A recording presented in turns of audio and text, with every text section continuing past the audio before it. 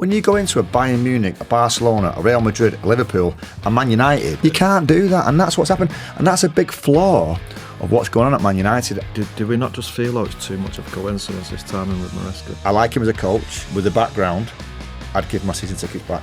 Outsider, just go and get Keeney.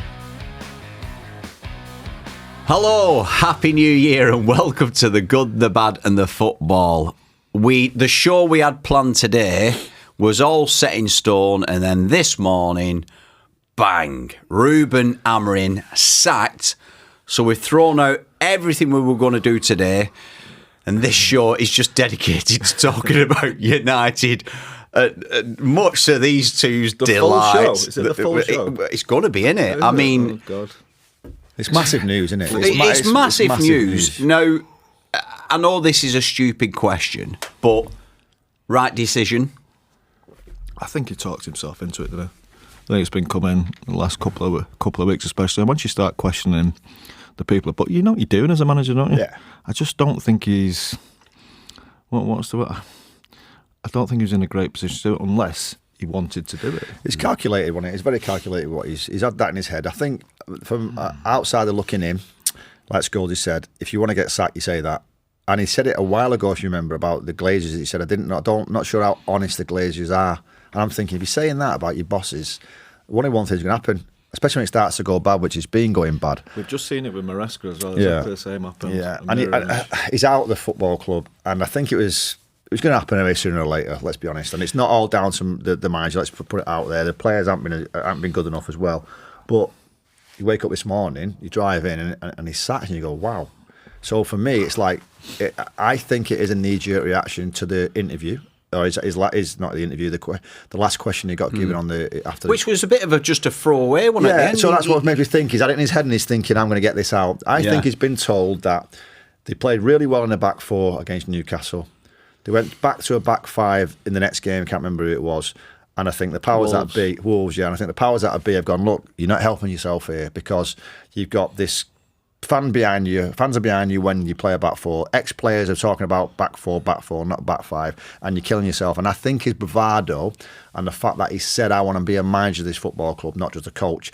I see a coach as him doing what you're being told to do. He wants to be a manager like an old-fashioned manager. He wants to pick the players. He wants to pick the way he plays. And rightly so. It's very rare them days.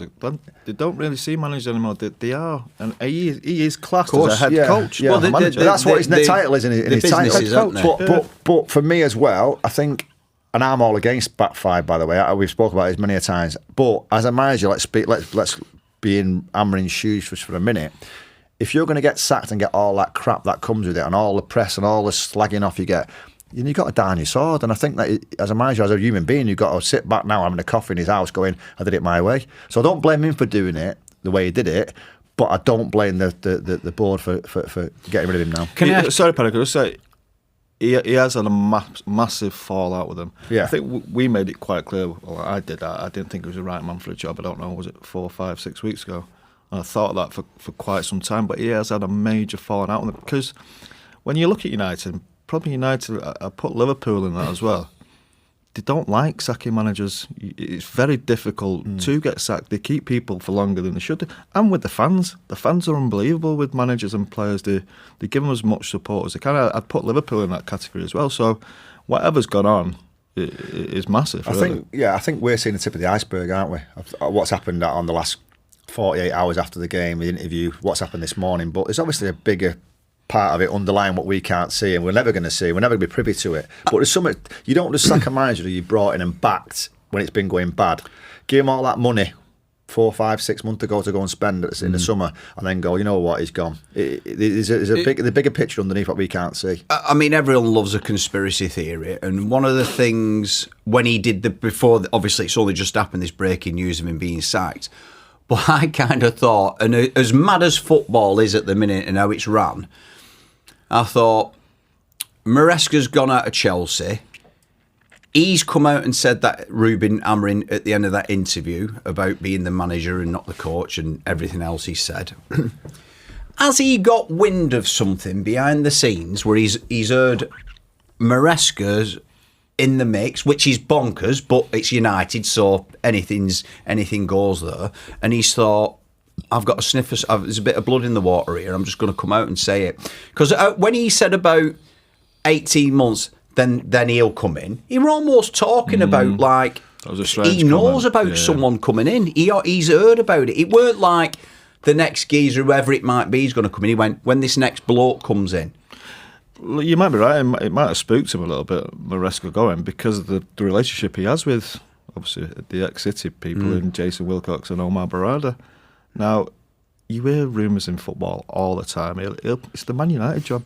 People are always going to be linked with that when you're not doing too well. And look, it's no big surprise. If Maresca being the right man for I don't see it. It's that City style. I just don't see it. That can't happen for the longevity of the people that are at the top of the football club, because if they get another City guy in and it goes bad, they're done. I actually think Maresca's a really good manager. I do, and a coach. I think he's good, but it can't happen. I don't see how that can happen. But you're talking a little bit of common sense there, and sometimes it seems to me as an outsider looking at United, common sense goes out the window with all the decisions they make. Yeah, it's like if I at the end of this podcast, if we've got a bleep on the phone, breaking news, Allardyce in, I'd be like, yeah, it's just. We're not the same out there. Next door. He's having a bacon butty outside. Any name linked with United you might not expect doesn't surprise me. No, I think someone would probably surprise me a little bit. He's not been in it for a couple of years, has he? Yeah, look, I don't know. It's right from the start, he just didn't feel like the right man, surely. And when they're appointing the new man now, they have to think, right, who plays in the style of Manchester United? Now, I don't think they've took that into consideration when they'd watched Sporting Lisbon, and he's so focused on his way of playing. And which he carried on doing. Yeah, it worked for him out there, of course, but it was clearly not working here, Paddy. It was clearly never going to work for Man United. And whether behind the scenes Jason's trying to get him to change that and he's just refusing to, I don't know. But also that comes in recruitment side of it as well, because he has to try and recruit. Jason's trying to recruit for people in his system. Now, they've probably been doing that for the year he's been in, and they think, right, can we carry on doing this, because it's clearly not working. We're coming into January. Can we waste another 200 million on players who don't fit the way? Do you know, Scholesy, Manchester United play as well? When you look at that, so I honestly think the next manager should have a connection with the club. I think Michael Carrick could do a lot worse than Michael Carrick coming to that football club. And I know people will laugh at that and go, well, he's not highest level, but he knows the football club inside out. He's very, very calm. He's a Man United legend. He's worked at a high level at Middlesbrough, and I think, you know, looking at the odds of the next manager, Michael's on the list quite low down, but I think they could do a lot worse than that. And I also do think that who's answerable now, because going back to Ten Hag, that was wrong. They give him a new contract and sack him within 5 or 6 months. That's wrong. That's where I was saying that Manchester hang on to the managers for almost. It's very difficult to get sacked. So what's happened? It's ridiculous. And then obviously, I'd say Jose would say the same. Louis van Gaal, they stayed a bit longer than they should do. And Ten Hag's a great example of that. So it's difficult to get sacked. So whatever's gone on. It's but then they go and employ Amorim, who plays a 5 at the back, and you said it many a time, Scholes, on this podcast and on other places, that Man United don't play back 5. So I'm not here slagging people off, because it's easy. It's easy sitting here going, he's rubbish, he ain't got a clue, he's not know what he's doing, sack Amorim. We don't know the underlying belly of it all. We just speak about what we see. To bring Amorim in with the way he plays is wrong. Like, I agree with Scholesy. But looking back on the bit about Ten Hag, they give him a new contract and he gets sacked. They can't keep happening that. So the next one that comes in, and we keep saying it time and time and time and time again, in my opinion, as a Man United person, they have to bring somebody in who will embrace the history of Man United. Not just go, I'm in charge, I'm the boss, I'm going to do it my way. It doesn't work. Sorry, Paddy, that's a great point. Embrace the history and the way. You hear so many things these days about managers, coaches having their own philosophy. Yeah. Manchester United is a philosophy. Yeah. You have to have the manager to come to play that way, and he was never that way, was it? There's no one bigger than the club. What made me most frustrating about him? Now look, the last few weeks he's had 7 or 8 players missing. You've got to give him a bit of leeway for that. That he did seem a very defensive-minded coach, but when they attacked, they actually could do it. They were actually all right, and especially with the new players they brought in. Could be an attacking team, but he constantly went back to his back 3. He's 2 sitting in front. It just became not Man United. Do you know me as well? we could probably sit here getting slagged off for saying this, but I don't care. I've been Man United fans for as long as I can remember, and Scholes is the same, and obviously you'd be the same with Bolton. Yeah. Man United, for me, is an institution of not just a football club. Same as Liverpool, who's our arch rivals, but you've got to admit they're an institution.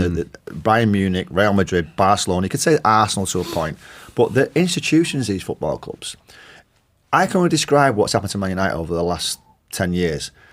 Be like me and Scholesy going coaching at Liverpool and try to say, this is wrong, that's wrong, do it this way. You can't. You can't do that at a football club that has got so much history they've got a and got so much philosophy and is an institution. You can't do it. You can go into Coventry or you can go to Leicester and we can go, we'll do it our way because we know the best way of doing it. When you go into a Bayern Munich, a Barcelona, a Real Madrid, a Liverpool, a Man United, the history of the club, you can't do that, and that's what's happened, and that's a big flaw of what's going on at Man United. And I take any happiness in saying that in public. It kills me to come on here on a Monday morning and talk badly about Man United.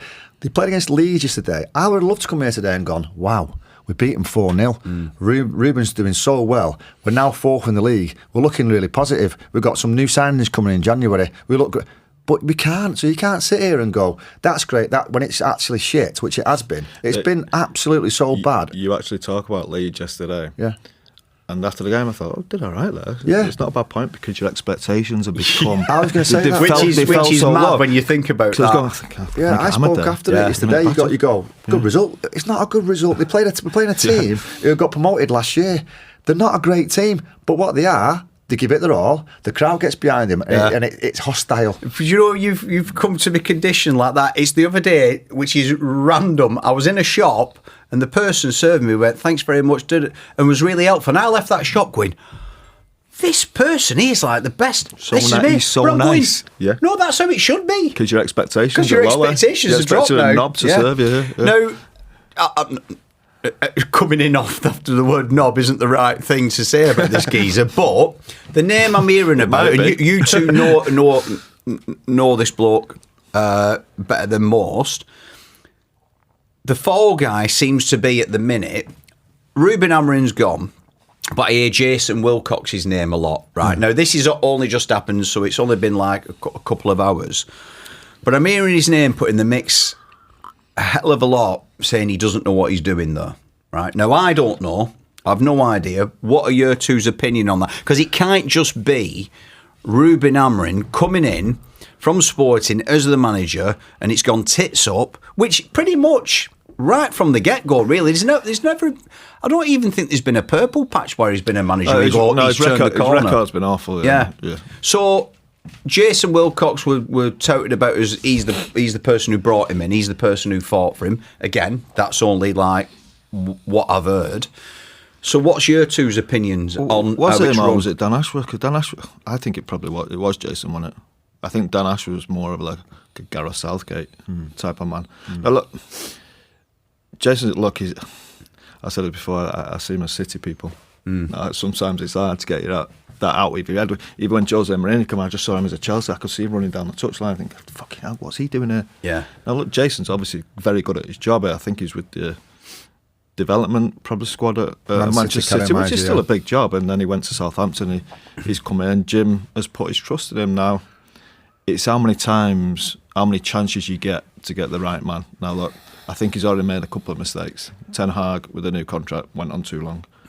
This one has obviously been a disaster, really. It's how many chances you give him. What do you get? I don't know. As a sporting director, do you get 3, 4, 5 chances? I don't know. I think the Jason one, the Man City connection kills him, let's be honest. And he's going to have to take that on the chin. That's going to happen.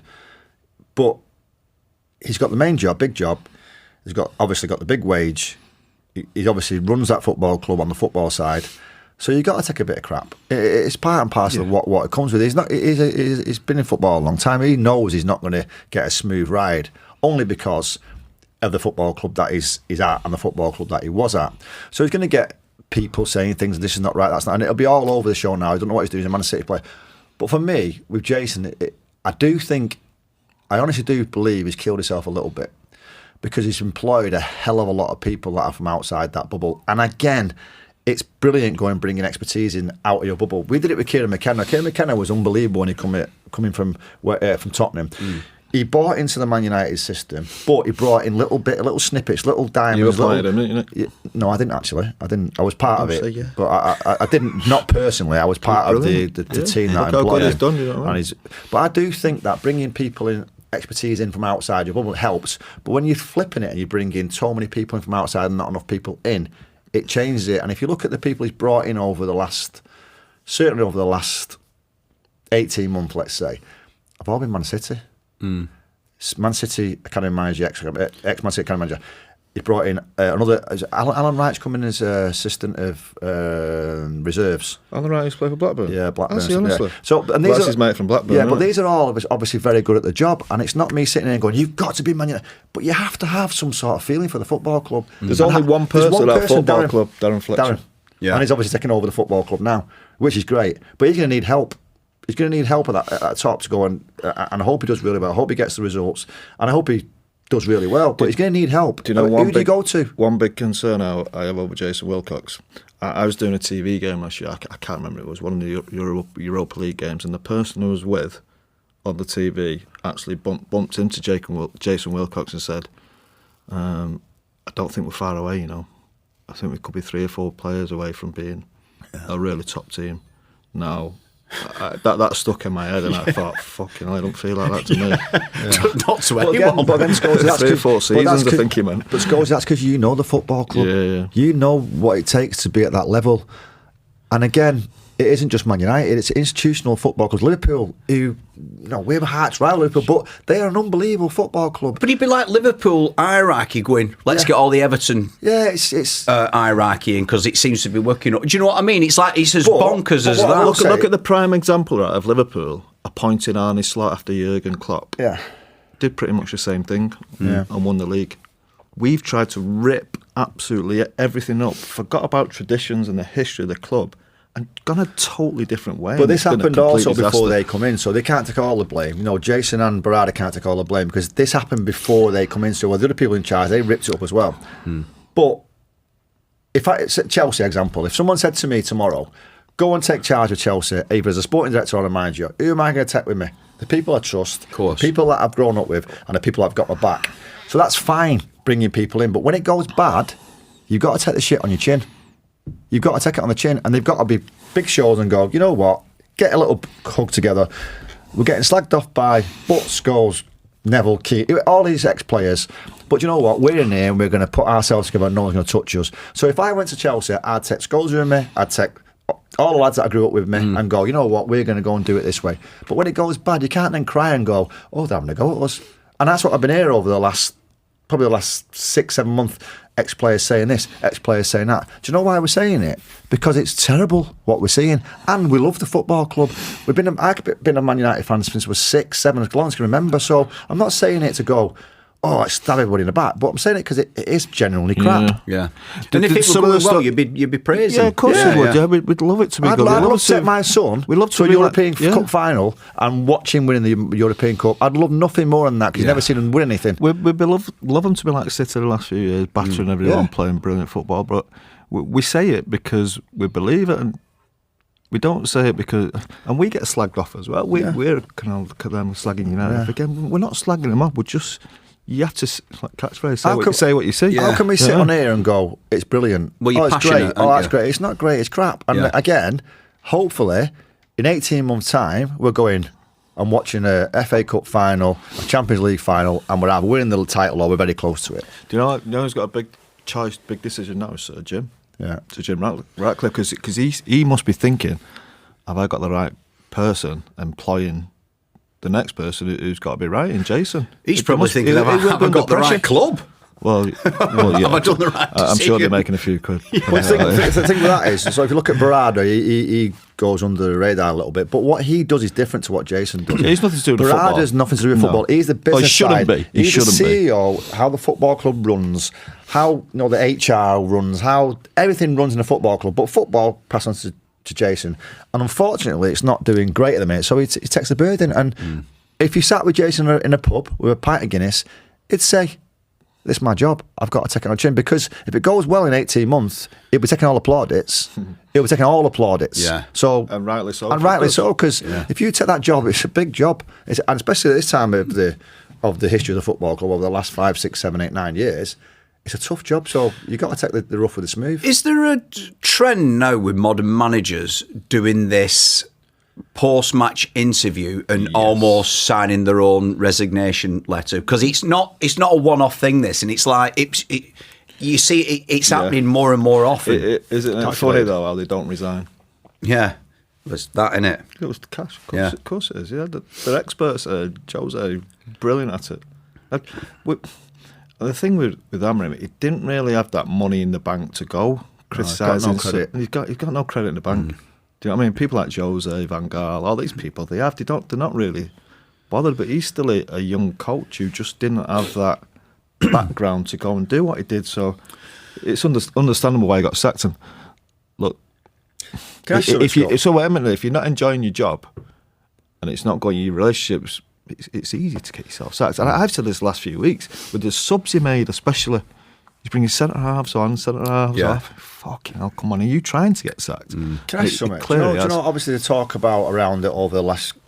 How long's Pep going to last? Is he going to be there for another year? Is he going to leave it? That sort. And obviously, Barada was in City 18 months ago. Was it sort of around that time now? Do you think they've been looking at Amorim as a replacement for Pep in his City days when he was at City? And because they don't just when it's someone that historical like Sir Alex was going to leave or Pep's going to leave or Klopp's going to, people start looking for these people way in advance of when they are going to leave. Back of my mind, I'm looking at it going, were they looking at him 2 years ago, Amorim? Well, there would have been every chance. Yeah. So, and then when they've come to United, they've gone, we really like this guy, I'm going to bring him into this football Did he club. not have some weird connection with West Ham? He flew over to West Ham to speak to him, didn't he? If you remember? Yeah, how long ago was that though? A couple of years ago, maybe. Yeah. Hey, let's not take it away from what he's done, Amorim. Not United, but he's a very good coach in what he does. But it's what he does and how he plays, and it's not the Man United way. If they were thinking of him for Man City, he wouldn't suit them either. No, I don't think they would. But do you know He'll suit Palace. What? It's Crystal Palace. I Get him in there. Yeah, it's like a Crystal Palace or a West Ham. But people, when you if you're in that role that high up, you've got a good brain, and you look at people. I'm not talking about Barada here. You look at people and you say, I really like him. I like the way he does stuff. You don't just all of a sudden when you move club forget about them people. They're still in your head from the previous year or 18 months. I might be way off the mark here, but I just don't get how he came to Man United in the first place. Did you know he's rubbing their hands this morning? So I'm glad that's fucked up. Dan Ashworth. Yeah. He never wanted him, did he? No, he didn't. I think that's quite clear. It's almost when I'm like, you won't say it, but you're like, I did say it originally. Like, it's not worked. I don't think he was right. I don't think he was the right man. Look at you now. You can't be bringing in Gareth Southgate, though, now. Oh, no, not now. But I wouldn't have done then. Yeah. Either, to be honest with you. Yeah. It's...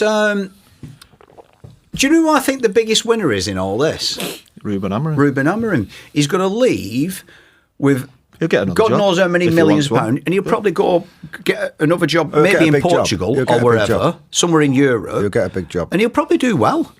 He's probably made more money this morning than he has done right throughout his career. Exactly. But I think the experience of being in the spotlight, because he's no bigger club than United, and whoever takes over at United has got to be able to handle that. He's got a lot of pressure on his shoulder. He hasn't handled it, though, has he? No, but what I'm saying is he's a young man, and he'll go on, and it'll be probably in 10, 20 years, he'll talk about learning things and doing things differently and mistakes he's made from that time at United. You know what I mean? He should use that experience. But when Sir Alex left, and David Moyes come in, who I thought was treated unfairly, to be fair. He should have stayed a lot longer than he did. Even David Moyes, who's worked in the Premier League for so many years, didn't understand how big a football club Man United was. And I know that for a fact, because I was working there and I spoke to him. After that, you bring in Van Gaal and Mourinho, two of the biggest names. Do you know what they did? I mean, whether people like them or not, they won. But they kept people around them who knew the football club. They kept Ryan, they kept Michael Carrick, they kept certain other people in, and then they left, and other people come in, and they just go like that. They go. If you look at Amorim's backroom staff, it wasn't right, was it? It's like terrible. Yeah. You're looking at the bench and you're going, I have no idea who any of these people are. And as a player, you're going to go, I'm not listening to it. Yeah. Do you know what I mean? I think that the news this morning is that obviously Darren's taken over. Don't say how long it's going to be, but whoever comes in next as the main manager, keep Darren with him. Keep Darren with you at the top end. Don't have him as an under-18s coach. That's might be what you want to be. Bring him in as number 2, or go and get someone, my character, whoever it is, who knows that club. Because when the shit hits the fan, you need people to go whisper on your ear and go, you know what, you're messing up a little bit here. Don't say that because these fans like this, these fans like that. And when it goes bad, you need them fans on your side, whether you're as a player or as a manager or as a coach. And I feel that over the last 6 years now, they've just moved everybody outside and gone, we don't care what anyone thinks. Do you know what? It's a really good point about Darren Fletcher, especially because he was with Amorim for a small time. But you know what? He ended up putting cones out. But what Fletcher do, it protects him in some ways because of the experience, and he knows what it's about. It's Mick Phelan. Mick Phelan, even if he, like he said some stupid stuff in press conferences. Look, if someone there, look, you can't say that. Of course. He said something about the young players. Remember about him being on loan? These little players are on loan and they're not even playing well. They're not doing anything. And you're going, they're 18-year-old kids. Now, you don't say that about your own kids. You just don't say it. So someone should be going, whoa, pull back on that. Or press officer, pull that question. Don't have that going out. Don't do this. Yeah, exactly. Didn't he actually say this is the worst Man United team there's ever been? Which to me is like, now whether he in his head and again look, thinking this'll get him at it. Even if you believe it, Paddy. You don't say what are them kids and them lads in the dressing room thinking? Do you not remember when Paul Merson were on here? He was saying about when we were at Walsall, and he was saying about he had an older geezer with him who came in who give him that advice like that and just said, Luke, maybe look at this a bit different, or maybe not say that. And he said it were invaluable. And forgive me, I forget who it was, but it is that, and it seems like Amorim didn't have that around him. The manager said something yesterday about Ugarte is doing well. Ugarte is not a Man United midfielder in a million years. In a million years, he's not a Man United midfielder. So, recruitment-wise, there's just one example of getting it wrong all the time. And we keep getting it wrong with recruitment all the time with the players that we're bringing in. And it's just fact. I think it's quite obvious where the conflict is. Yeah. That it's recruitment, new coach. The head coach, manager, or whatever he is, Amorim, he wants to recruit for his system. And Jason Wilcox and Barada have probably seen it for so long, thinking this system's not going to work. Everyone's saying it, it's not going to work. As Nicky said before, they went back to the back four for Newcastle, won the game. All right, they weren't brilliant, but they got it done. Do you know what I mean? So there's a big conflict there, and there, Jason Wilcox and Omar Barada are probably thinking, we can't recruit for that system. We've got to recruit for the way Manchester United should be playing, and they put the foot down, and he's not been able to accept that. It's interesting that. So if we're sat around a table, and this would have happened, I can guarantee you, in even Sir Alex's heydays, it would have happened. They'd have sat around a table, and Scholesy, if he would have been there as a recruitment guy, and if I'd have been a recruitment guy, and you got Sir Alex and his, you'd have discussions, you'd all disagree, you'd all go, no, don't agree with that. But when you get off from that table and you walk out that door, that decision that's been made, whether it's to sign Dwight York or whoever it's going to be, you all go through that door on the same page. Now, the way it's set up now is that the manager will go, I don't want that player, he's not for me. And the recruitment will go, well, we've been watching him for 3 years, and he's been the best player in Europe for the last 3 seasons, and there's his stats to back it up. So they're not on the same page. So straight away you've got a break. And when you talk about recruitment, that is the most important thing in a football club. And if that's not right, and your sporting director is not getting on with your first team manager because they're playing a different system, how do you expect it to be right? Where there's a lack of communication is, do you come into a football club as a head coach? Well, that's what he comes into. So if you come in as a head coach, that says to me, you don't buy the players. You don't sign the players. But somehow you've got to have some kind of little say.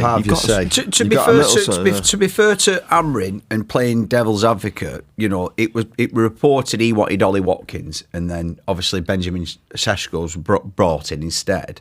Now, if that kind of thing goes on, which we'll never be privy to, but that was the rumour, surely then, as a manager, coach, whatever you want to call it, you feel a sense of injustice because obviously he's not doing very well at the minute at United up front. But as would Amorim not be going like a bit like what you were saying about Dan? You're going, well, I told you I wanted Watkins. Like, look at like, and I'm getting the flack for it.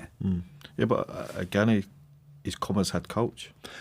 So why is he saying his job that, is to coach? Why is he saying he's a manager? He must have been told he was the manager. I have no idea because his official title is head coach. There isn't managers anymore. There's no Sir Alex's or unless you're going down to League One, League Two. There isn't, and even League One, League Two, you come in as a head coach. Now look, you've got to have some form of say. Of course you have, but as I've said many times now, his frustration has come from they thought. Fuck his system.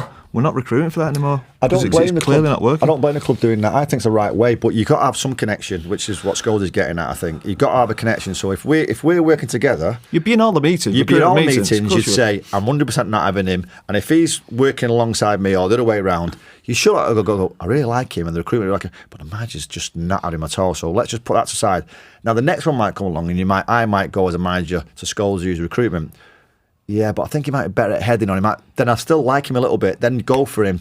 Because what a club can't keep doing, or any club can't keep doing, is spending 200, 300, 400, 500 million and then go and get a new manager coming in and the new manager go, I don't like him. Yeah. And you've got to get rid of him. You've got to pay the contracts up. So it costs you 300 million to get him out the door, 5 or 6 players. Yeah, but is that not done before you get the job? Surely if you're in an interview to take over at United, let's say now, a name which would be perfect for him, but I don't think it'd happen. Emery, let's say, for instance. And to be honest, if I'm Emery, I don't even know if I'd want to go there. No, you're right. Of course he does. No, I don't. I think he's Aston Villa flying. Man United. Look, I love Aston Villa. I understand what you're saying. But Man United, come on. Do you know what the thing with it is, Paddy? You know what it's like. But because of the players. Sorry, Nicky. It's that thing of what you were just saying about. He'll look at that squad and he'll probably think, I can't do much more with them anyhow. Well, I think you can. I think you can if you play. I was thinking properly. Yesterday. I was looking at the game yesterday. I was looking at the game players. There's 7 or 8 players missing. I was looking at yesterday and thinking, man to man,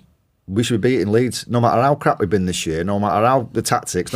If you go 1-on-1 and you look at all of Man United's 11 players, they should be winning 7, 8 of their battles, which means you 9 times out of 10 win the game. Yeah. But going back to what you said then, is it's like in any walk of life, in your walk of life, or when you go into a job, you get promised the world, don't you? Yeah. But it's like a bit like in here, innit? We get promised heating and cups of tea. It's freezing. A couple of penguins over freezing, yeah.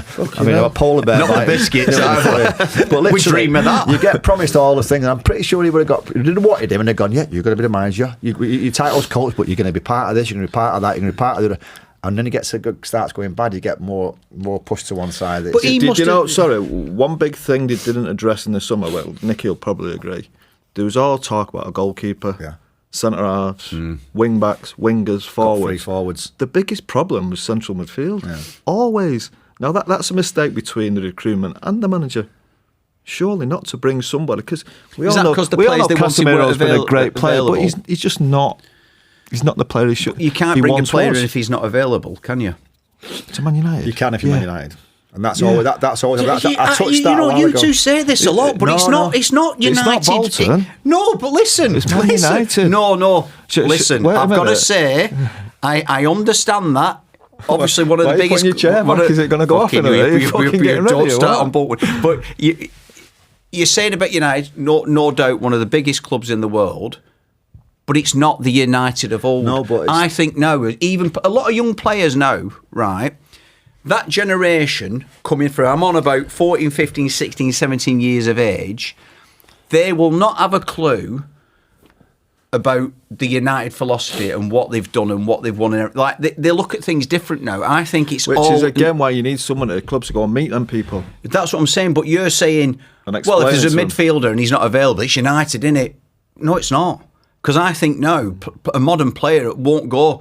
They'll just go, yeah, it's a shit show. Yeah, but what modern players do now, they're very insensitive by money. Yeah, and you know what they'll do? They'll think, well, I know this sounds stupid, but whether it's right or wrong, they'll go, well, if I sign for Man United, I'm going to get an extra 30 million followers on Instagram. And I'm telling you now, that buys into some of these young players. So you think it's not necessarily a full football decision? Not a full football decision nowadays, no. I think days of when we played are totally gone. they will walk on Man United because it is, but they'll look at the bigger picture and go, I think when you're talking about the size of the football club, and also, sorry, Scholesy, you're saying about Man United is not what it was. We all know that, but it's still a massive pull. It's huge pull. You look at the managers that are trying to put themselves forward over the next few. Zidane will put himself forward, or his people will. Maybe he wants to do it or not. They'll do it. Xavi will. All these big name managers who have been unbelievable world-class players. Well, someone will put their name forward to that football. Just because it's in my head where you're saying about, and it's interesting about, it's not always just a pure football decision. Do you think, I'm going on a bit of a tangent here, that's why Trent Alexander-Arnold went to Real Madrid? Because you can't say, I'm going there to win things. You're winning things at Liverpool. It's because it's Real Madrid.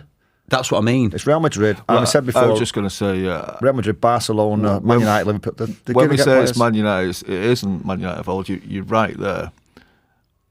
And they can't probably compete with the absolute elite, the best players. Say Jude Bellingham, for instance, say he's going from Bellingham to Real Madrid. You think, I get that, rather than go to Manchester United. Who were the top players? If it was an Mbappe on the move, you think, would you go to Man United? No, probably not if he was coming to England at this point. But just below that level, then they can go and blow people out the wall. So you think of the lad at Brighton they keep talking about. I haven't seen loads of him, Believer. And when I'm saying they've got the power to do it, I mean the financial power. Yeah. Say, look, here's 100 million quid. Come and sign for us. And you're going to go from Brighton to Man United, do you know what I mean? Yeah, but do you want a player at a club who's coming for the money? Well, no, but where we're at now, as Scholesy said, where we're at now, you have to entice them somehow. It's the only way to get them to Man United. But that's what I'm saying. That's wrong though.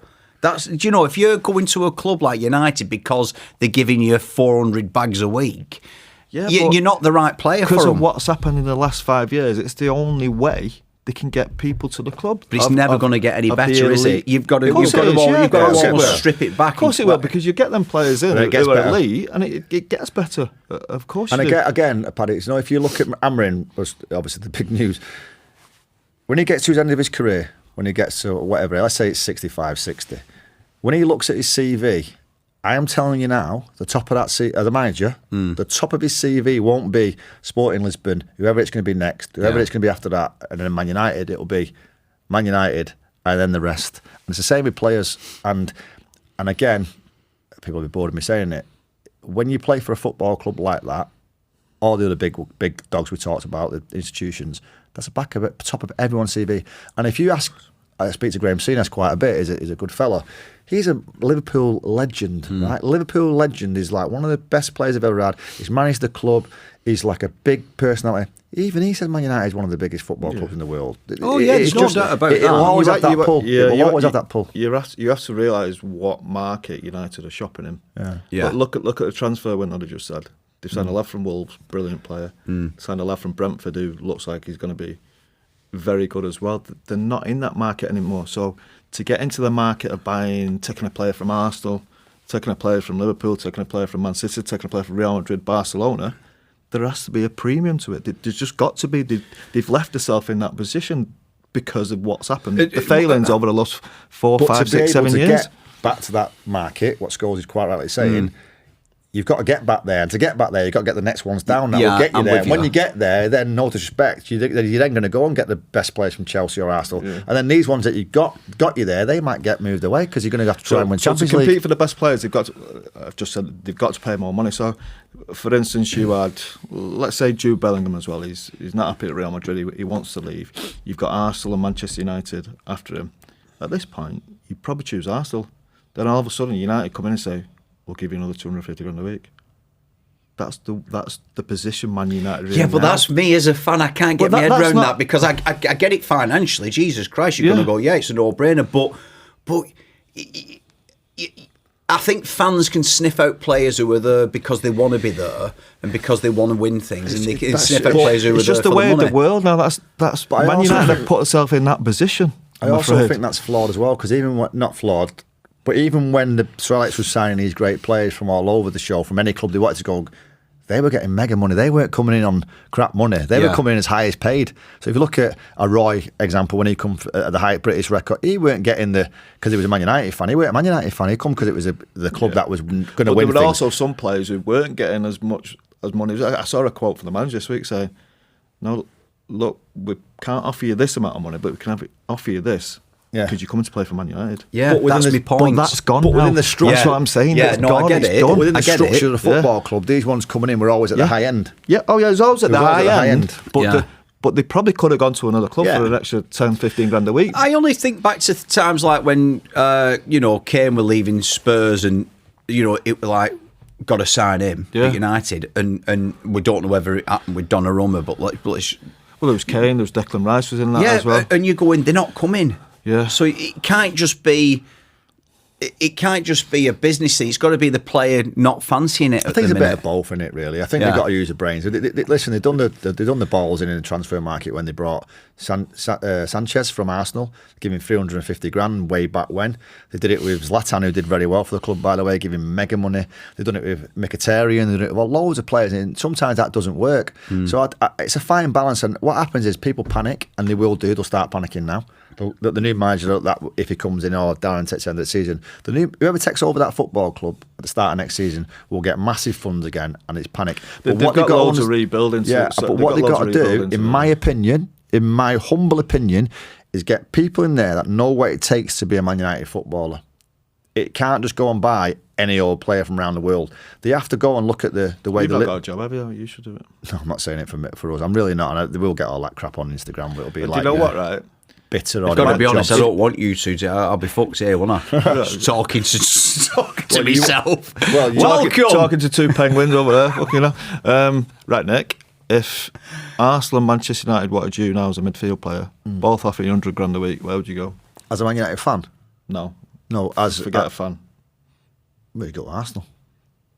See, that's bonkers, isn't it, though? Yeah, but that's the point. That's where they are at this point. Now, look, in 5 years' time, when they've paid all these premiums, paid more than they should do, then they might be back to that level. But, if Man United, at this point, if Man United there's no and way Arsenal, you're choosing Man United. No, but if Man United and Arsenal were going together at the summit, like trying to win the Premier League, then you would go to Man United because it's a bigger football club. And they It's are got run like bigger- businesses now. Bigger global audience. No one ever realises. It's a true quote. This.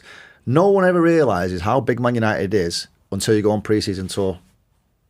I am telling you now. I know when you've told me stuff about that. That's where David Moyes got the shock of his life. David Moyes stuff shock of like his that. life, and you go, this is insane. It's a bit like what Niall Horan was saying about when he went on tour with One Direction. He said there was thousands of people outside. And we're not a boy band, obviously, but people don't understand it. They just think Man United, they've got a few fans here, a few fans there. They've got a few. What's Keeney's famous one? Prawn cocktail, prawn sandwiches crew here and there. I reckon you look good in a boy thing. band with them dreadlocks, I mean, where the fuck 2026, he's got it back in. It's the first one back, and he's not let it go, has he? Yeah, I might go to Turkey and get my tea from the head. Anyway, no bed. Let's move on. Okay, so this is hot off the press for me. It's just popped up on my iPad. I'm really excited about asking you this, actually. So these are a list of managers who are already being bandied about by United. I'm going to start lowest odds first. If you're not even interested, just go move on. 16-1, Julian Nagelsmann. Move on. Nope. Right. 14-1, Michael Carrick. My pick. Interim. My pick. What, as Full-time. permanent? I'd put him in and he'll do well, and then a bit like Ollie did, but I think, like Scholesy said, they might be scared of that because then it gets forced upon him because of the... Interim. Yeah. But that'd be the one I would go As for. a non-football person, I've got to say Michael Carrick, whenever I've been in his company and what have you, I think if you're a player, he does have that bit of... He's something about him, innit? There's a presence. There's a calm, calmness. he's got aura about him, he's been there, seen it, done it.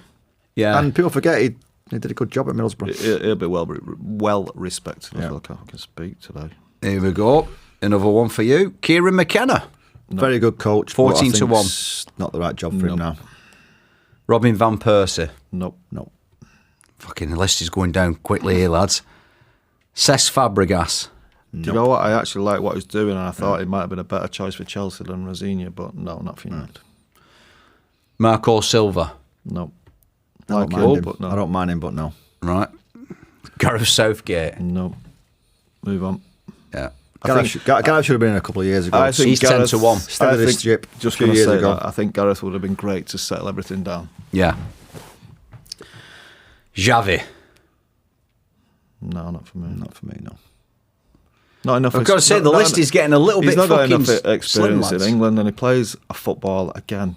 It's not Man United football. not Barcelona Man United football. It's not Man United football. This name, and it's 4-1, but to me, 4-1. After everything what's gone on with Amorim and what's been said about his tactics, this seems bonkers to me. Yeah. Because he plays the same fucking system. Glasner. Oliver Glasner. Yeah, no, not for me. For them reasons you've just said. Yeah. I mean, he's Not for done me. brilliantly where he is, but Yeah. it's not Man No, United.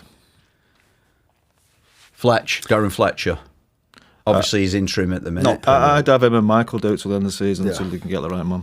Do you not think, though, I know, again, business and everything else, it's maybe not very glamorous bringing in two ex-players whose names aren't synonymous with, like, top managers at the minute, but if it works, why not just stick with them? Well, they did that with Ollie, didn't they? And it Disaster. after the appointment, well, disaster.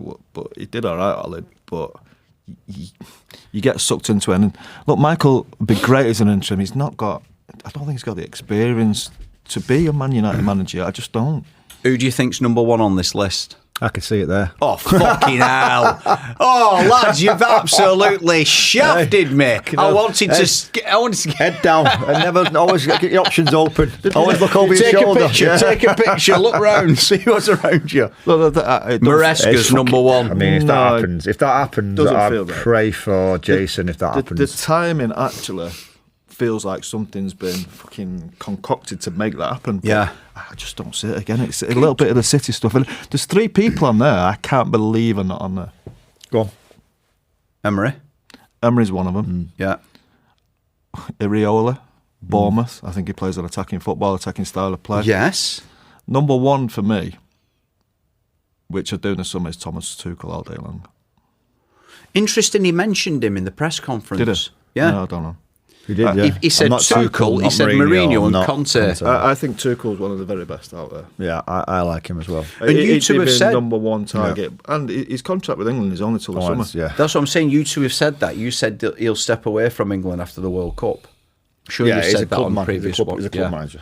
Look, I think he can be a bit temperamental. And he could be quite difficult to handle, but he's done it at big clubs. Yeah, The he's PSG, fucking real- a lot of he's teams a real everywhere. deal, him. And what he's turned England round as well of late. Now look, you won't know how much he's done with England until the World Cup because the opposition is that bad. But England do look a lot better under him. Out of those 3 names you've just said, what do you think the United fan base would pick out of them 3?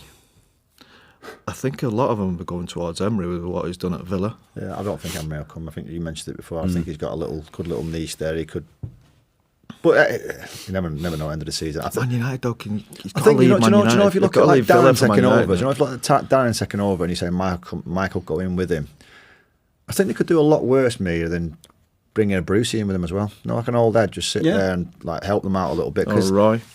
Roy, I think Roy would have to want to go in full time, wouldn't he? I don't think he'd do it part time. No, I don't But think, yeah, I don't you're think he'd do either. But Yeah. Well, I think Brucey now, if you look at like Darren, and as a young coach, young head on his shoulders as well, going into that job, he's going to need someone to lean on. And I think they do a lot worse than Brucey going in just till the end of the year, end of the season with Darren. A name not on this list, but I'm talking just till the end of the season. What about a Van Nistelrooy? yeah, I don't. I think with Rude, he's done that once before, hasn't he? He did it a few games, didn't he, before he went did to do it a few Leicester? games, went to I think Leicester. Rude is a very intelligent, bright guy, and I think he'd want a full contract to go in. I don't think I might be wrong. It's Man United. He obviously loves the football club. He might go in, but my thinking would be is I've done that once, and you're not using me again. Even Ole Gunnar again. Well, I don't think Ole's doing that till the end of the season, is it?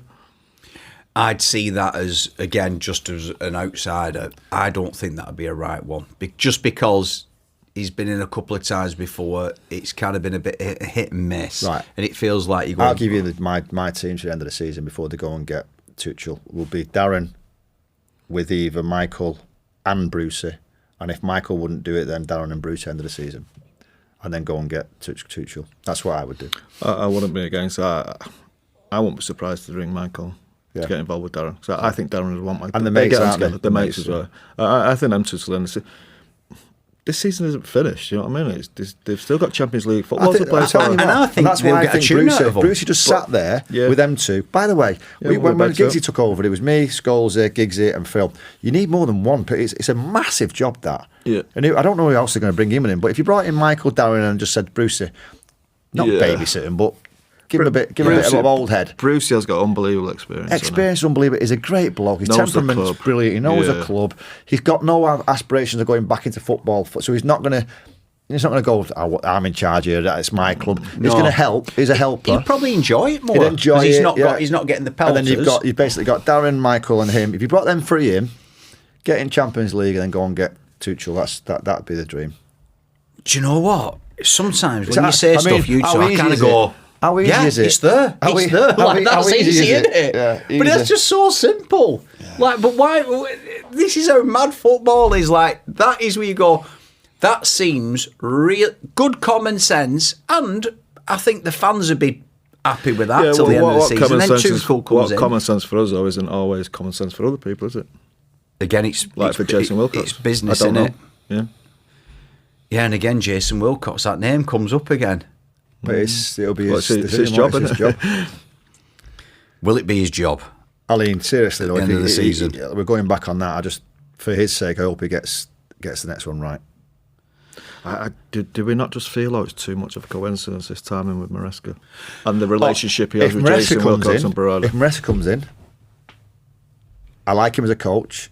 I really do. With the background, I'd give my season tickets back. My son wouldn't be going to football. I'd stop him. I'll buy him off you. I'd stop him. Can we just stop? I need to stop here. Either way. Can you clip that up, lads? That's the clickbait for today. I'd hand in my season ticket. You need to come and get your season ticket. There's fucking from over there. That's bold, that. What, even if he sell him first? Why? Well, even if he wins? No, I think he's done well. Do you know what? Like him. I thought going to Chelsea, listen, the last 2 minutes. I think he's done all right. Boys, you misread me. I can't sit here and go about Man United philosophy and DNA and then well, I'd love him. Maresca's an ex-Man City guy. And then you've got Barada, Jason. Now, I don't care how much success is, and you're forgetting. And when I'm from, everyone's City fans. I'm a Man United fan. And I can't accept that. I just can't. And I get it. And if you look, do you know what though, Nick? My only reservation about Thomas Tuchel, I love him. I love everything he does. I like the way he behaves. I like what he does in the press. I like the way he treats his players. But his football is very, very possession based and a little bit Man City. That's my only reservation. But a lot of coaches like that now, though, Scholesy. Yeah, they're all like that now. Football. It feels like a trend. It's a trend. And all for the wheel changes. I'd rather see that than what we're seeing now, though, wouldn't you? But you not see when that. Control a game. We're never in control of a game. I think he'd make your team in control of games. Yeah. I'd go for him all day long. I wouldn't change my mind on that. But in the interim, well, not interim, because if Maresca goes in, it'll be as a full time. Do you know one point with Emery? Everyone's talking about Emery. Well, not everyone is, because he's not even fucking better. Yeah. He feels like, I know he's a coach, but he feels like more of a manager. I think he's in total control of Aston Villa. And I don't think Emery's he's not going to get that. Yeah, and I don't think he's the kind of manager who does that press conference going, "Oh, it's shit here." Basically, I think he's very bright as well. In the league. What was he like at Arsenal? I can't remember. He didn't do great at Arsenal. Was he? He always says, good afternoon. Do you know, just talking about just parking United up for 1 second, how mad football is at the minute? With Maresca, I couldn't believe when I first heard about he being touted for Man City when you've got Pep there. And I'm going, how fucking mad's football? That's being touted about. Yeah, I think people are speculating about Pep and finishing at some point. He'd want to go out on a high, though, wouldn't he? He doesn't want to go out like third or fourth in the league. Well, he's lasted longer at City than at any other club, hasn't he? I think that's why people are thinking at some point he's going to go. Now, look, Maresca does feel like a really good replacement for him at Man City, doesn't he? He doesn't at United, but he does at Man City. Now, look.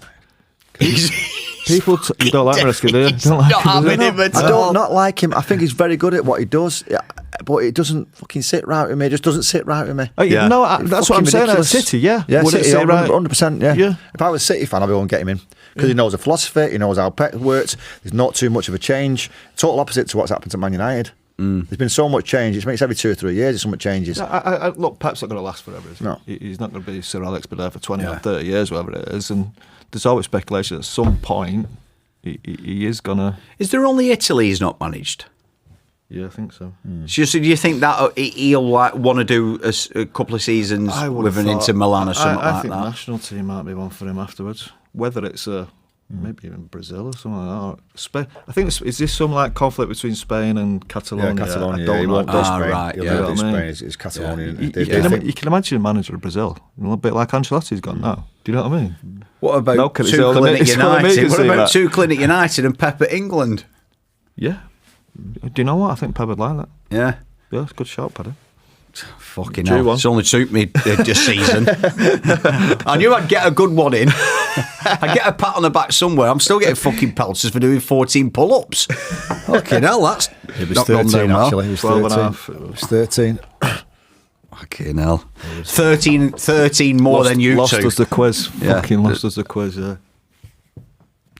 Don't fucking say anything. Do not say anything. No. Hey. This is we're on the same Fucking page hell. here. Picture, same page. You didn't put fuck all on the page. It's like fucking hell.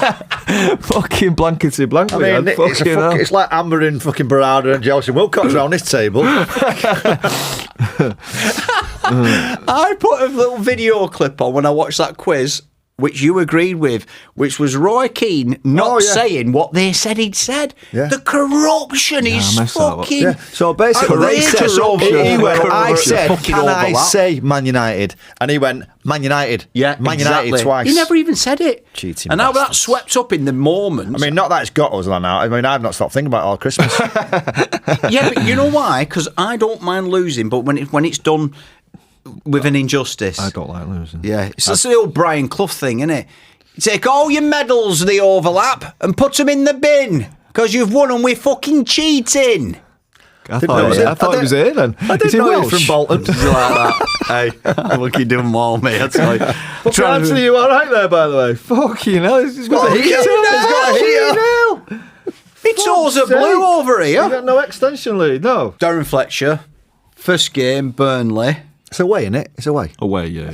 Hey, 4-4-2, back to basics. Let's it get the will do, win, yeah. boys. Mike Bassett, 4-4 fucking 2. What do you think? It's definitely going to go 4-4-2. He'll have to anyway. No, I don't. Will they play? He won't play 2 up front, will they? No, play 4-4-1-1, Cunha won't and he? Sesko. 4-4, yeah. Yeah, Cunha's a 10. So should we pick the team? Keeper's obviously Le Mans, isn't it? Yeah. Diogo Dallo. I think the young kids are all right. Is Maguire back? Don't know. If any of them are back, then they play, don't they? Yeah. If Maguire and Delict are back, they play, of course. I'm just trying to think from the squad that was yesterday.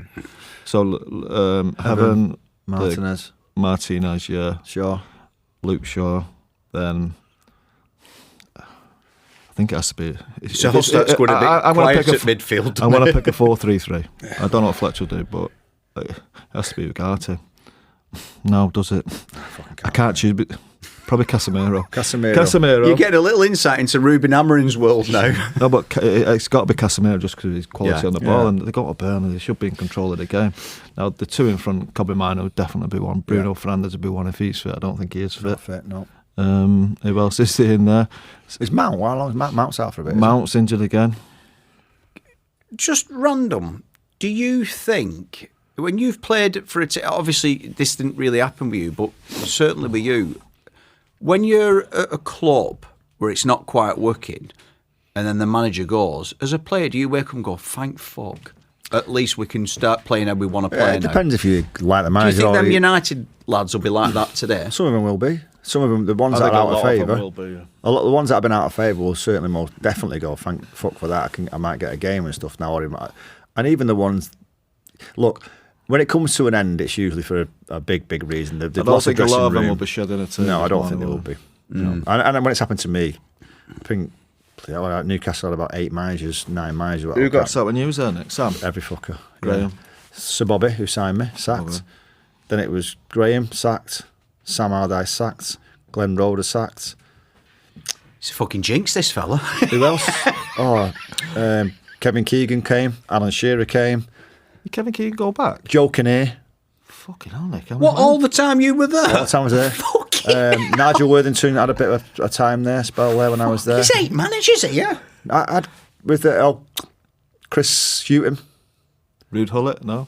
You weren't there then, no. I think I had 10 you had 9 managers. 10, including an interim. 10.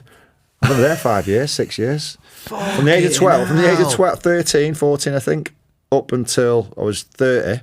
I won manager, and then it's 5 or 6 years at Newcastle. Out of them 10 times, which was the best Monday morning? I thought, fucking hell, thank God he's been sacked.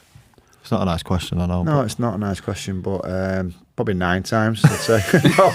I was gutted when Sir Bobby got sacked. Yeah, I was with you. I was with you. Yeah. Remember, I was just signed for Newcastle. It was away with England. Yeah. It was away with England. Is that when Shearer came in? No, Shearer come right at the end. The other end, Sir Bobby, he was a great man and signed me, so I knew he liked me. Yeah. And then he got sacked. Graham came in. Graham, obviously, I liked him. I got on well with him. So yeah, I mean, I was okay with all managers. To be fair, none of them disliked me, and I didn't dislike them. Some things you don't agree with some of the certain ways of playing, but literally, I never thought, well, I thought, thank fuck for that. I was never delighted. Yeah, it always amazes me when a manager comes in, like if you just take Cobby as an example, where he just doesn't fancy him, and then the manager leaves, and then let's say Cobby plays again and does well, and you're going, well, that's the same player. So why did you not fancy him? Do you know what would be interesting? If Cobby, if he's fit and he doesn't play the next few games, because then somewhat he's doing something wrong behind the scenes, isn't it? Because we sit here, we talk, we only see the tip of the iceberg and all this kind of stuff. We said before, if he doesn't play over the next 2 or 3 weeks and he's fit, then it's telling you something that he's behaving wrong or something. You don't know. Yeah, it's amazing how new managers come in and they try and make a point from the last one. And Yeah. Cobby's a great example of being able to do that. Do you know, weirdly as well, I think like that, you know, that new manager kind of lift, I can see United beating City. It's random. I can just see them. Everyone's behind them. Funnily enough, Fletcher's come in. They play a different system. I could see him beating City with Amorim. I don't think City are. I don't think they're anywhere near what they have been. They're amazing standards to get to. Don't get me wrong. There's just something about them. I still don't think they're quite right. If they get the injuries back, as in like Maguire and De Ligt and them kind of players, we've got a chance. But I just feel with the younger players at the back, they've done brilliant. By the way, Heaven's been unbelievable. To be fair for his and age. They are only young kids. Yeah. But I wouldn't like to see him against Haaland. No. I mean, you'd be Martinez against Haaland. You need De Ligt and Maguire back for that. Pick Martinez up and run with him. It'd be like, see a dad after school. He'd score, then throw him in the net. Running down the road like with a little... that's what it'd be like. You just hope... Like one of them cushions you get. You hope Maguire and De Ligt... I take it back, everyone. He's got a point. Do you know the thing is, though, sometimes, probably wrongly, I look at both managers and think, can he really beat him? This is probably wrong as well, the 2008 Chelsea Cup final, the Champions League final. For some reason, I was just thinking all day, how can Avram Grant beat Sir Alex in one of the biggest games? I just can't see. Now, look, don't get me wrong, it does happen. And I'll look at that game in 2 weeks, I'll look at the touchline. Is it 2 weeks City game? Yeah, this week on Saturday. Yeah. I'll look on the touchline, I'll see Pep and possibly Darren Fletcher. Sorry, is it away or at home? It's at home, City United. And I'll think, Darren, look, I really like you, but how do you out-coach? And sometimes it doesn't come to out-coaching. Of course, it comes down to the players. If you remember, Ollie was one of Ollie's first games against Pep. I was just going to say, but then Ollie's got a great record against Pep, and they're not in the same ballpark. Do you know what I mean? So look, it's a funny game, and they're capable of winning. Of course, they are. No, one thing that will happen: the crowd will be massively behind them. Yeah, I think they could beat them. See, we've agreed though. We went round the houses, but we got there. I was giving you a few reasons. Now, you've talked about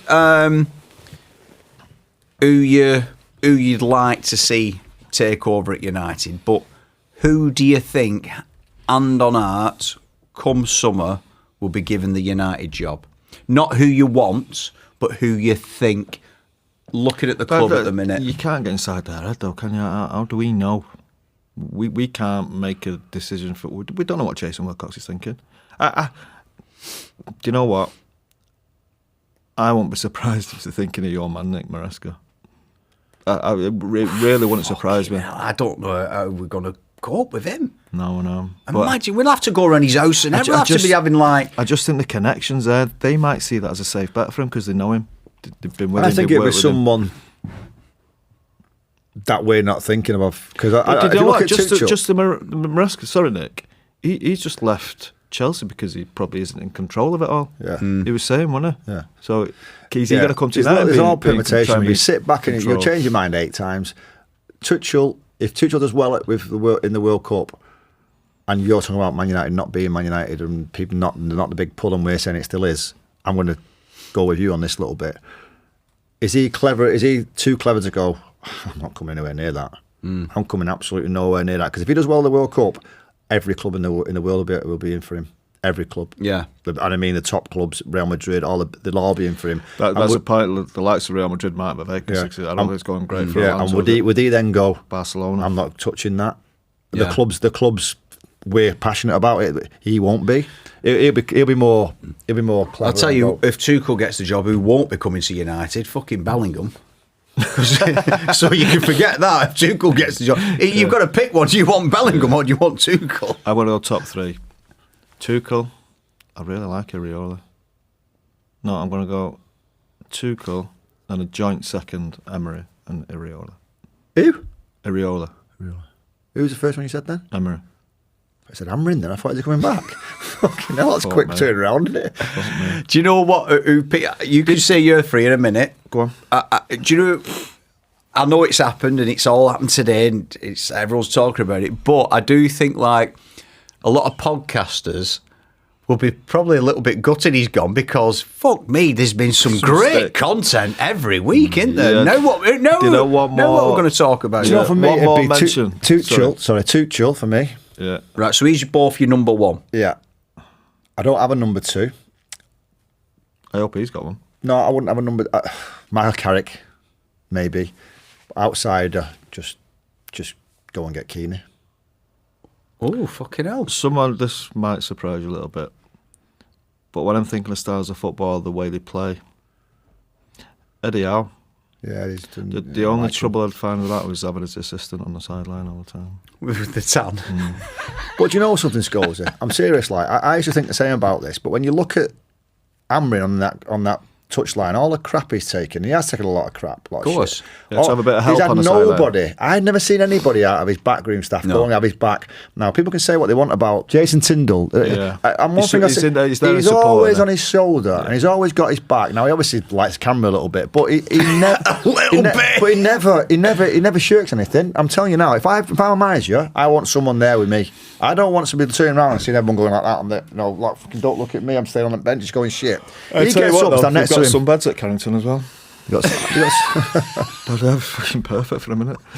They've not got some beds at Carrington. Oh, they had one when we played. Just Scholes didn't go on it. No, the people like Vidic was on it all the time. What? Vitamin D through the winter. Proper sunbeds. Proper sunbed, stand-up sunbed in the dressing room.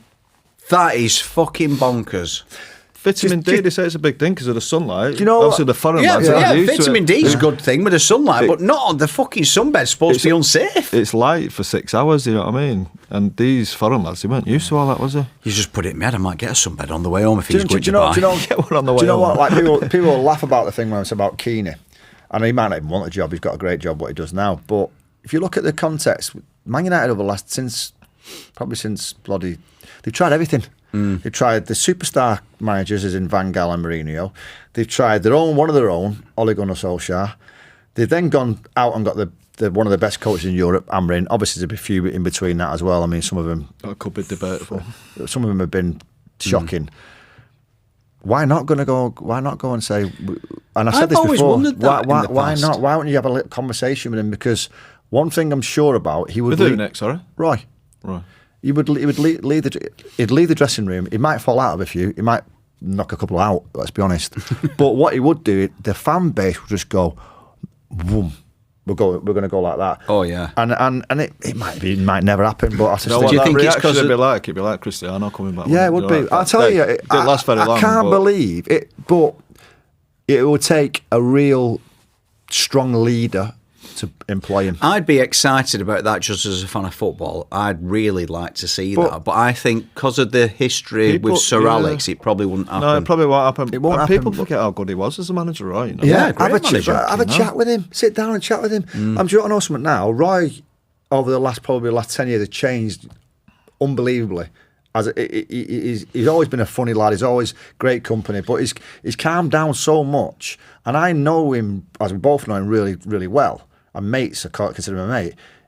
I think he's at the stage in life where he definitely know his flaws, and he'd bring people in around him that would accommodate the personality. And he will blow, he will cause problems. But I'm telling you now, he'd put something into that changing room that it's not hard for. But even like you said, when he took like Ipswich, for instance, which didn't work out, he was unbelievable. But you he go, did an incredible job stuff. at Sunderland. Incredible job. Yeah. I don't know. Look, the reason might be why he has calmed down a little bit, because he hasn't had to deal with players. Yeah, and I think that could frustrate him. Just what you were saying about Fletcher and Carrick, and then having like Stevie Bruce though. Yeah. Would you think Fletcher and Carrick and having a Roy though? No, that wouldn't work. He'd have to be the number one. Roy needs someone like Steve Bruce around him. No, but literally, I don't think that wouldn't work. Roy going there as number one with a contract, he wouldn't. Yeah. I wouldn't imagine him going in for a small period. But Bruce his life totally different. His dynamic's totally different. He's done that many jobs now. He might be ready for a little bit of a. He's doing a lot of talk sport, Bruce. Yeah, with the United games. Do you think United fans would love like a box office name, or would they just love someone to steady the ship and just get this season finished and then go for a box office? It's a tricky one, because look, Amorim didn't want to come mid-season, did he?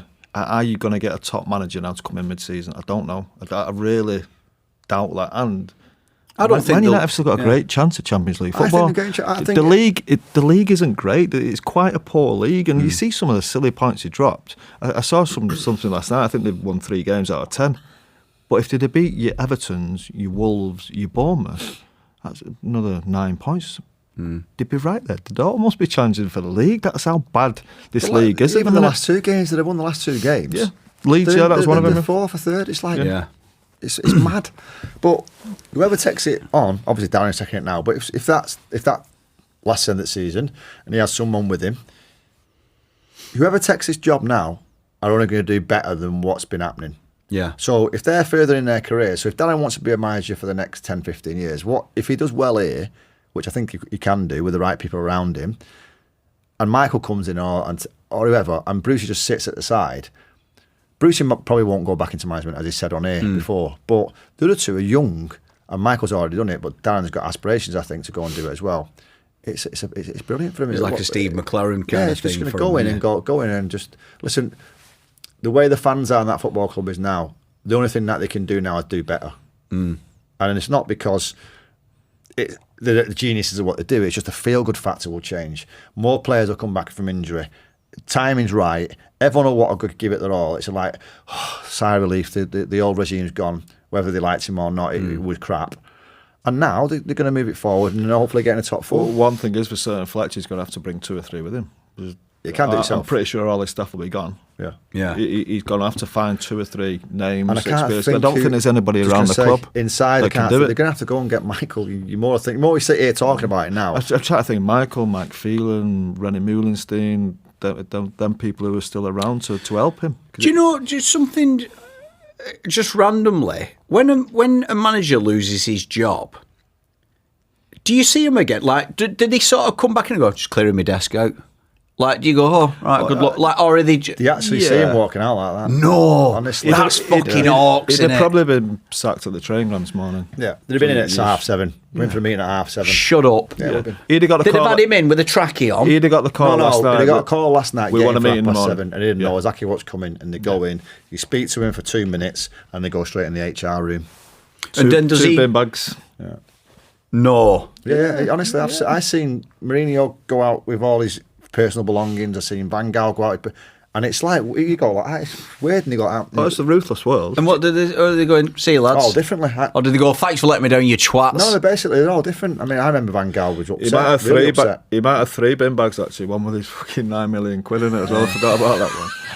I've heard people singing and shouting. I won't name names. Not at Man United, at certain other places. Running out, happy, skipping out. I've seen people crying. I've seen Van Gaal with tears in his eyes. People take it differently. Wait, so you'll see a manager going, you telling me, buzzing. You telling me, Amorim didn't want sacking. You don't say what you say if you don't want sacking. He's happy this morning. Don't care. He's got that monkey off his back. He's got a few quid and he's now going to get another job back in his hometown, probably, bit of sunshine. or Spain or somewhere where Saudi. but he's happy. So, and then you've got the flip side of it, who would have been Van Gaal, who obviously got this big presence about him as the arrogant Dutchman. He was devastated. I remember going into him and going, boss, really sorry. He's like, he was gutted, crying, and you're going, Jesus, he's been he's managed some of the biggest clubs in the world and his national team, and. Do you know? But that passion's what you want, isn't it? It's funny how they get rid of people.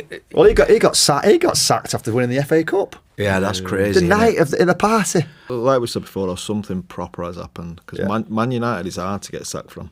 That might sound strange, but it is a difficult place to get sacked from, because the board normally support you and the fans will support you. Well, we'll see what happens now going forward. By next Monday, obviously Darren Fletcher's the interim manager, but by next Monday, you never know. You might have heard a rumour someone's definitely in the mix. Who knows? We'll have to find out 6 o'clock next Monday. You can find us on all usual platforms, YouTube, Spotify, Apple. The good, the bad and the football, out.